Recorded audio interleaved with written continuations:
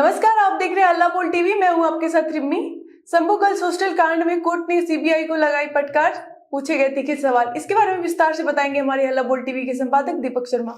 देखिए, Shambhu girls hostel कांड में जो मकान मालिक बेऊर जेल में बंद है जी। मनीष चंद्रवंशी उर्फ मनीष रंजन, उसने जमानत के लिए अर्जी याचिका दी है जी। लगाई है अदालत में आज सुनवाई हुई। 2.5 घंटे तक सुनवाई चली। मनीष चंद्रवंशी को अदालत से जमानत नहीं मिली है जी। अब याचिका पर 2 मार्च को सुनवाई होगी। बिल्कुल आपने सही कहा रिम्मी, सुनवाई के दौरान कोर्ट ने सीबीआई को फटकार लगाई और सीबीआई से पूछा कि आपने तो 307 में केस दर्ज किया है, अटेम्प्ट टू मर्डर का केस दर्ज किया है, आपने तो पॉक्सो एक्ट लगाया ही नहीं, और ये जो 17 जनवरी तक केस की जांच कर रही थी, जब तक एसआईटी नहीं बनी थी, चित्रगुप्त नगर की थानेदार रोशनी और एसआईटी ने कोर्ट को एक ही सवाल के अलग अलग जवाब दिए। जी।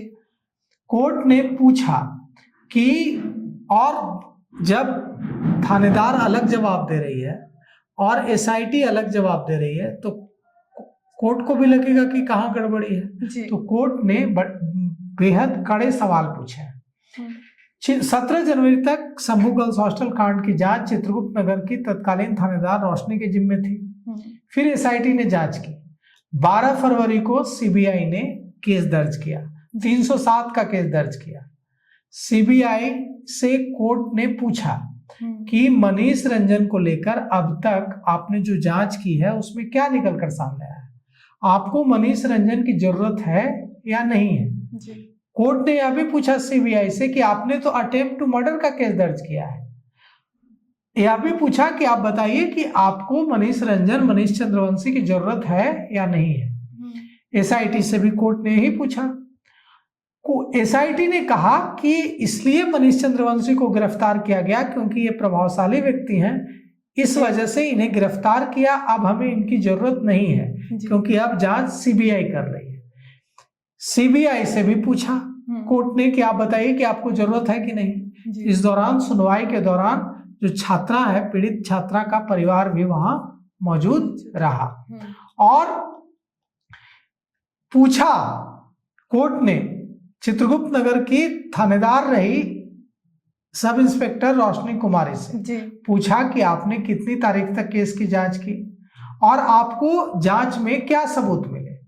रोशनी ने छात्रा का मोबाइल और हॉस्टल का डीवीआर जब्त किया था। कोर्ट ने पूछा कि इसे आपने अपने पास क्यों रखा, आपने एफएसएल से जांच क्यों नहीं करवाई, कोर्ट से इसके लिए परमिशन क्यों नहीं ली। रोशनी ने कहा कि मैंने सारी चीजें 17 जनवरी को एसआईटी को सौंप दी थी लेकिन एसआईटी ने दूसरी बात बता दी कोर्ट को। एसआईटी ने कहा कि 17 को हमें नहीं मिला, हमें 24 को मिला। अब सोचिए, रोशनी कह रही है जो चित्रगुप्त नगर की थानेदार है कि मैंने 17 जनवरी को सौंप दिया सारे सबूत एसआईटी को। एसआईटी कह रही है कि हमें तो मिला ही नहीं, हमें तो 24 जनवरी को मिला। अब पीड़ित परिवार वहां था। पीड़ित परिवार ने कहा कि सबूतों के साथ, एविडेंस के साथ मैनिपुलेशन हुआ है और छेड़छाड़ हुई है।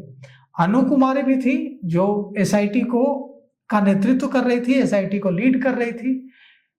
सचिवालय एसडीपीओ अनु कुमारी से भी कोर्ट ने सवाल पूछा कि मनीष चंद्रवंशी कहाँ थे, बिहार से बाहर कब गए, कब पकड़ा गया। अनु कुमारी ने भी कोर्ट को बताया कि कॉल डिटेल रिकॉर्ड निकाला गया, लोकेशन मिलाया गया, सारी जानकारी निकाली गई।